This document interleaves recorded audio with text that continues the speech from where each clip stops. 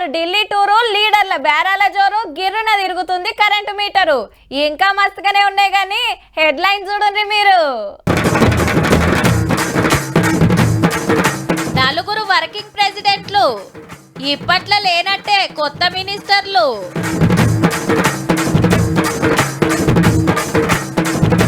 Fake ఆఫీసర్లతోటి పరేషాన్, తెలుసుకోవాలి ఏందో రీజన్.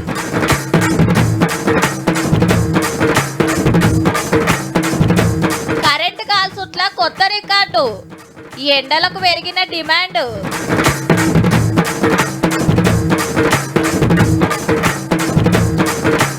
పల్సబడుతున్న పల్లె, నిండుతున్న పట్నం.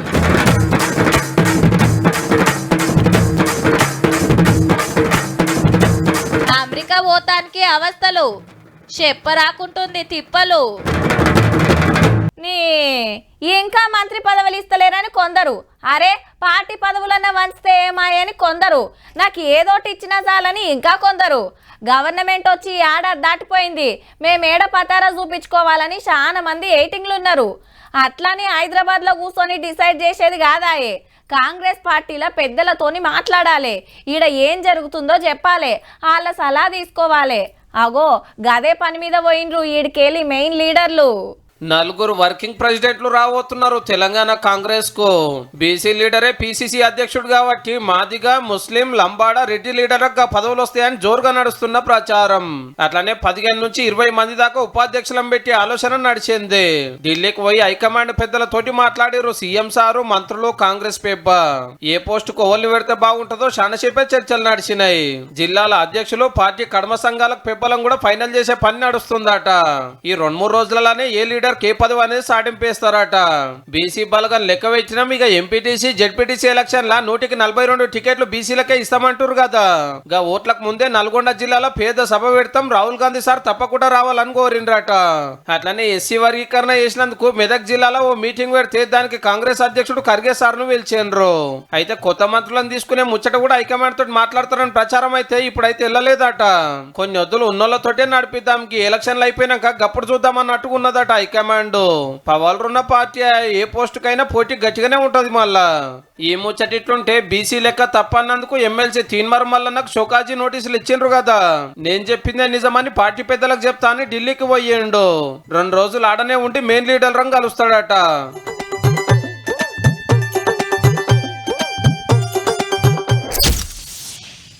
పెద్ద ఆఫీసర్ కావాలని చాలా మంది కలలు కంటారు. దానికి తగ్గట్టు ఏండ్ల కమానం చెమట తీసి అప్పో చేసి కోచింగ్లు తీసుకొని నోటిఫికేషన్లు పడంగానే దరఖాస్తు పెట్టి పరీక్షలు రాసి ఇంటర్వ్యూలకు పోతే గప్పుడు కోరుకున్న కొలువు వస్తే రావచ్చు, లేకుంటే లేదు. గింత కథ ఉంటుంది సర్కార్ ఆఫీసర్ కావాలంటే.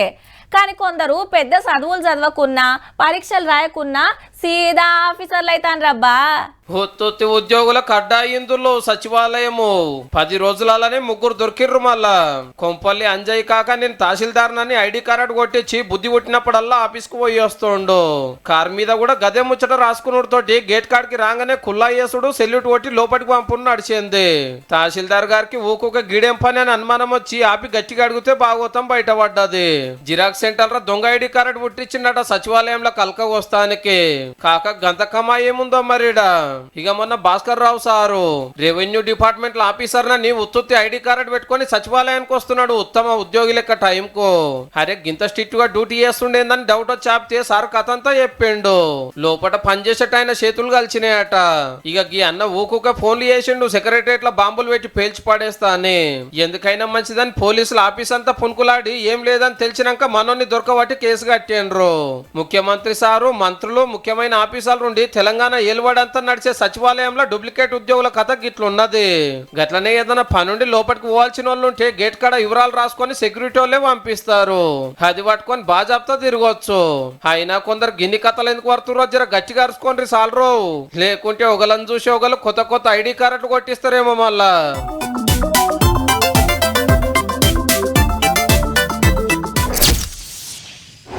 ఇంటి దర్వాజాలు, కిటికీలకు గోతం బస్తాలు తడిపి కట్టుకుంటే మంచిది. చెట్టు మీద కూల్ పెయింట్ వేయటం వల్ల కొంతవరకు చల్లదనం పొందవచ్చు. మిద్దెల మీద పండ్లు, కూరగాయలు పండిస్తోళ్లకు జరంత బిల్లు తగ్గినట్టే. రాత్రి వేళ కిటికీలు తెరిచిపెట్టడంతో కాస్త ఉబ్బరం నుండి ఉపశమనం పొందవచ్చు. మీకు తెలియని ముచ్చట కాదు కానీ పాటిస్తే కొంత ఉపయోగం ఉంటది. తెలంగాణలో కొత్త రికార్డు కొట్టిన ముల్లో ఏండ్లు అనుకుంటున్నారు, కరెంటు గాల్చోట్ల బేస్తారన్నాడు 1,50,00,000 యూనిట్లు వాడేసినమాట. నిరుడు మార్చి ఏప్రిల్ గింతగనం గాలిస్తే ఇప్పుడు ఫిబ్రవరిలోనే పొట్టు గాలుస్తున్నాం. సూరన్న అట్లా సుర్రుమంటున్నాడు. మళ్ళా ఫిబ్రవరిలో కాస్త రైజ్లోనే ఉంటాయి, ఎందుకంటే ఇప్పుడు ట్రాన్సిషన్ పీరియడ్లో ఉన్నాము. ఒక వింటర్ సీజన్ నుంచి సమ్మర్ సీజన్కి వెళ్తున్నాం కాబట్టి గాలిలో మార్పులు అవి ఉండే అవకాశం ఉంది. ఇళ్ళ ఫ్యాన్లకు ఆఫీసులలో ఏసీలకు ఇరామ్ ఉంటలేదు. చల్లటి కూలర్లు సల్వకు జ్యూసులు కరెంటు ఛార్జింగ్ బండ్లు వెరగబట్టే ఇంటికి 4 ఫోన్లు ఛార్జింగులు ఆయే. ఇస్త్రీ కొట్టేతానికి టీవీ చూస్తానికి వాడు పీక్ లోడ్ సిటీలా 10 to 11 పీక్ అంటే ఏసీలు అప్పుడే అయితే రాత్రి 10-11 గంటలకు ఫుల్ కెపాసిటీ. ఎండలు ముదురుతుండే వరకు ఎవసంగిన బగ్గనే గుంజుతుంది. బావులు బోల్రాల నీళ్లు దగ్గర పడుతుంటే తెంపు లేకుండా నడుస్తున్నాయి మోటార్లు. ఇప్పుడే గిట్లుంటే ఉన్న ఎండాకాలం అంతా ముందే నాయే. లేలే ఇవ్వలేని రంది వాడద్దు, సరిపోని సప్లై చేస్తాము, కటింగులు ఏముండయని కరెంట్ ఆఫీసర్లు చెప్తున్నారు. 200 యూనిట్లు వాడేటోళ్ళకైతే ఫ్రీగానే, కానీ అంతకు మీద వచ్చేటోళ్ళకి కరెంటు బిల్లుల షాకు గట్టిగానే ఉండేటట్టున్నది పో.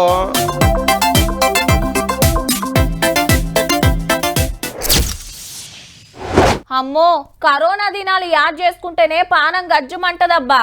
వలస కార్మికుల తిప్పలైతే నెరి. సొంత రాష్ట్రాలకు పోతానికి నెత్తిల మూటలు సంకల పిల్లలు 100 కిలోమీటర్ల కమానం నడుస్తూనే ఉన్నారు. కొందరు కాళ్ళకైతే బొబ్బలు వచ్చి ఒక అవస్థ కాదు.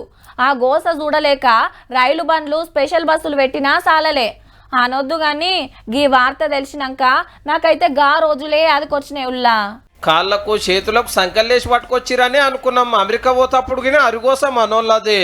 ఒక అన్న 42 లక్షలు బోకర్ గానికి ఇచ్చిన వీసా రాకుంటే దొంగతనంగా పంపిండట. అది కూడా ఎట్లా, ఇండియాకెళ్ళి దుబాయ్కి, ఆడికెళ్ళి బ్రెజిల్ కు. ఈడ ట్యాక్స్ ఎక్కుడు, అటెంక పడవెక్కుడు, 40 కిలోమీటర్లు గుట్టలు ఎక్కుడు దిగుడు.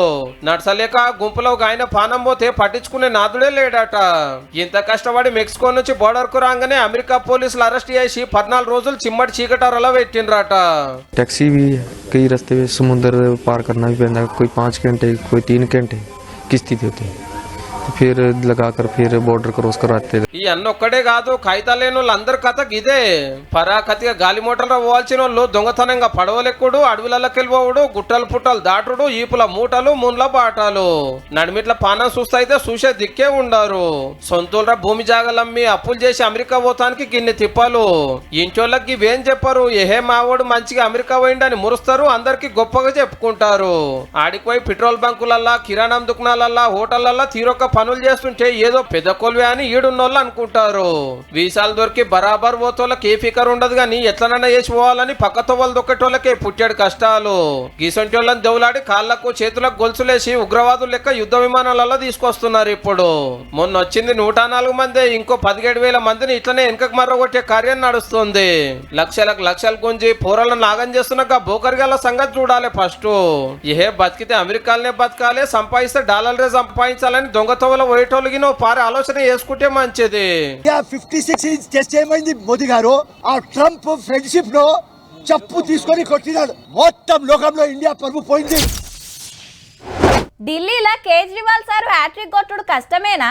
సర్వేలన్నీ అటు దిక్కే ఉన్నాయి కదా. కమలం జెండా ఎగరేసుడు పక్కానేనా? ఒకవేళ షీపూర్ పార్టీ గెలిస్తే కేజ్రీవాల్ సార్ సీఎం అవుతాడా? అతిషి మేడం కుర్చీలో కూర్చుంటుందా?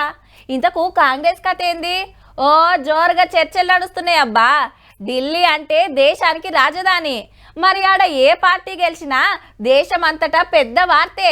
అయితే తెల్లారితే ఢిల్లీలో ఏ పార్టీ గెలుస్తుందో కానీ రాజకీయం అయితే మంచి రంజు మీద ఉన్నదబ్బా. ఇటు సీపూర్ పార్టీ, అటు కమలం పార్టీ, నడుమిట్ల ఏసీబీ. గెలిచిన ఎమ్మెల్యేలను గుంజుకుంటానికి బీజేపీ వాళ్ళు ఫోన్లు చేస్తాండ్రు. 15 కోట్లు ఇస్తాం, మంత్రి పదవులు ఇస్తామని ఆశ పెడతాండ్రని ఆమ్ ఆద్మీ లీడర్లు అంటున్నమాట. आपने जो आरोप लगाए हैं घटिया बेबुनियाद हैं.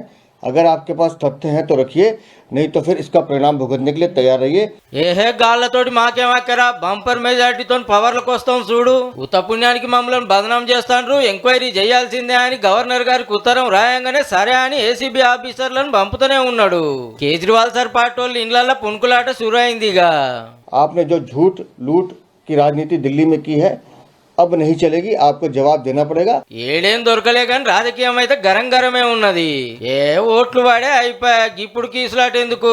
ఈ ఒక్క పూట ఓర్చుకోర్రి, రేపు 10 గంటల వరకు ఎవల పతారేందో బయట పడుతుంది గాని.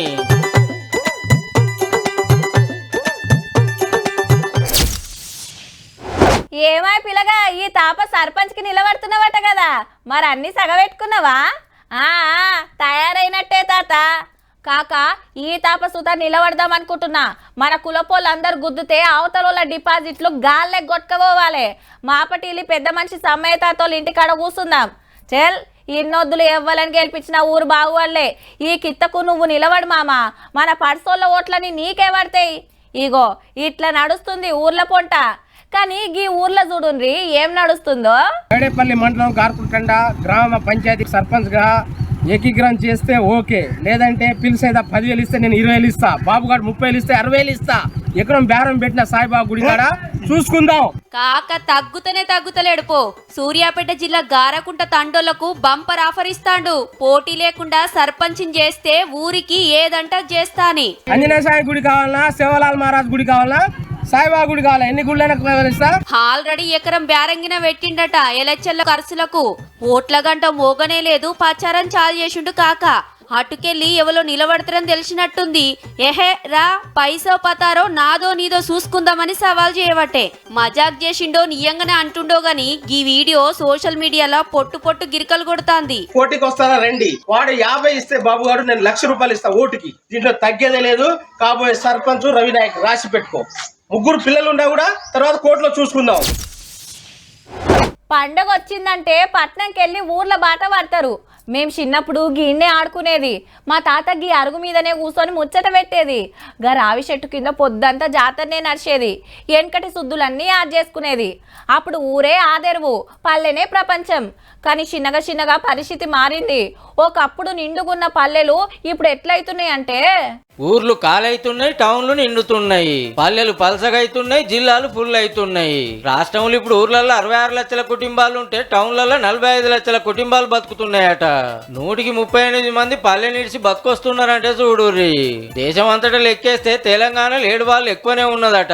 హైదరాబాద్, రంగారెడ్డి, మేడ్చల్ జిల్లాలకు బగ్గొస్తుంటే అటెనక నల్గొండ, ఖమ్మం, నిజామాబాద్, సంగారెడ్డిలో బతికేటోళ్లు పెరుగుతున్నారట. సర్కారు చేసిన కులగణన సర్వేల కుటుంబాల లెక్కలు తీస్తే తేలింది.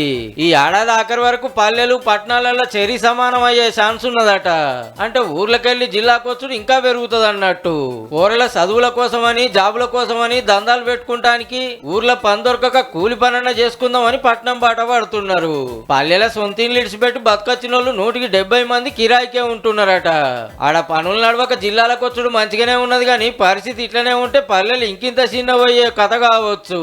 ఊర్లకు దగ్గరలో సుధా కంపెనీలు వాడో డెవలప్మెంట్ చేసుడో అయితే అట్లా కొంత పనులు నడుస్తాయి, పట్టణంతో వదొక్కడు దాగుతుంది, పల్లె ఎప్పటికీ పచ్చగానే ఉంటది.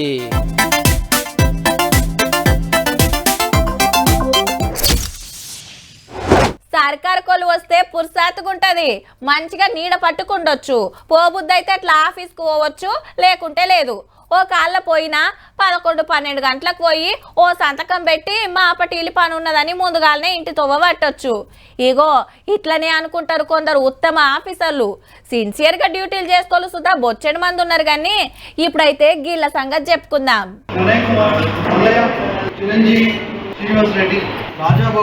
ఆఫీసులు తిరుక్కుంటా అటెండెన్స్ తీసుకుంటుంది ఎవలంటే జనగాం జిల్లా కలెక్టర్ రిజ్వాన్ బాషా సారు. మనోళ్ళు ఎంత ముద్దుగా డ్యూటీలు చేస్తుండ్రో అరుచుకుందామని ఖుద్దు సారుండే కలెక్టరేట్లని ఆఫీసులన్నీ చుట్టొచ్చిండు. అగో పోవుడు, రిజిస్టర్లు మల్లేషుడు, లేనోళ్లకు యాబ్సెంట్ వేసుడు, చెప్పకుండా చేయకుండా ఏడిపోయినరు, డ్యూటీలో ఎందుకు లాపర్వా చేస్తుండ్రు, ఎవలని అడిగి సెలవు తీసుకున్నారు, మీ మీద ఎందుకు యాక్షన్ తీసుకోవద్దో చెప్పుర్రని 30 మందికి మీదనే ఆఫీసర్లు స్టాఫ్ కు నోటీసులు పంపిండు. సారుండే ఆఫీసులనే గింత స్ట్రిక్ట్ గా డ్యూటీలు చేస్తుర్రంటే ఇక బయట ఆఫీసులలో ఇంకెంత స్ట్రిక్ట్ గా చేస్తుండ్రో పో. నిన్న యాదాద్రి కలెక్టర్ సారు మబ్బుల ఓ తమ్ముని ఇంటికి వచ్చి మంచిగా చదువుకో, నెలకు 5,000 పంపిస్తా అని మాటిచ్చే. అంతకు మున్పు గవర్నమెంట్ హాస్టళ్లనే నిద్ర చేసిండు సౌలతులు అరుచుకుంటానికి. ఇక అలా Hyderabad collector sir gun friend అమ్మాయిల హాస్టల్లో సైకిళ్లు వంచిండు. దూరంకెళ్ళొస్తున్న షెల్లెమ్మల కోసానికి 5 లక్షలు పెట్టి SBI బ్యాంకోలు కొనిచ్చిండట. మాపటీలి స్నాక్స్ సుతా పెడుతున్నాం, స్పెషల్ క్లాసులు సుతా నడుస్తున్నాయి, పరీక్షలకు మంచిగా చదివి బడికి పేరు దేవాలి అనుకొచ్చిండు. ఈ నడుమ మన కలెక్టర్ సార్లు బగ్గనే తిరుగుతున్నారు. ఇక హన్మకొండ కలెక్టర్ ప్రావీణ్య మేడం ప్రావీణ్యం చూడుండ్రి.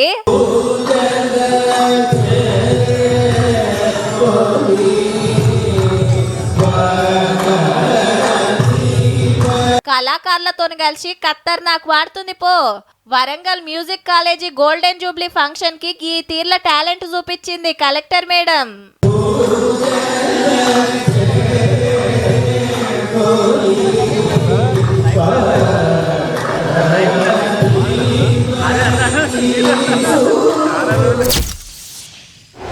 ఇంకో 20 రోజులైతే శివరాత్రి పండుగ.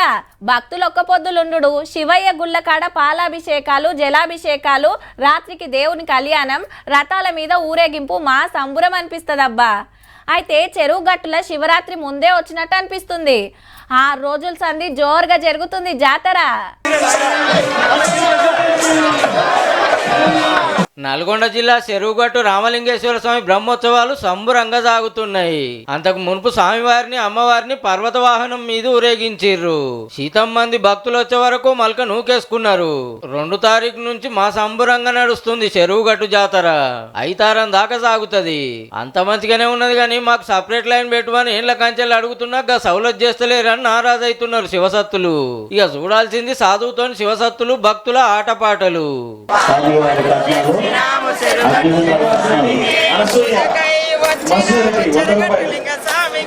ఇక యాదగిరి గుట్టల పాతగుట్ట లక్ష్మీ నరసింహస్వామి బ్రహ్మోత్సవాలు సుత చాలైనాయి. ఇయాలనే పొద్దుమాపు పెద్ద పూజలు నడిచినాయి. 13 తారీఖు దాకా నడుస్తాయి. 5 తారం ఎదుర్కోలు, సోమవారం రాత్రి కళ్యాణం, మంగళవారం రాత్రి దివ్య విమాన రథోత్సవం ఉంటాయి. అవన్నీ అప్పటికి చెప్పుకుందాం తీయురి.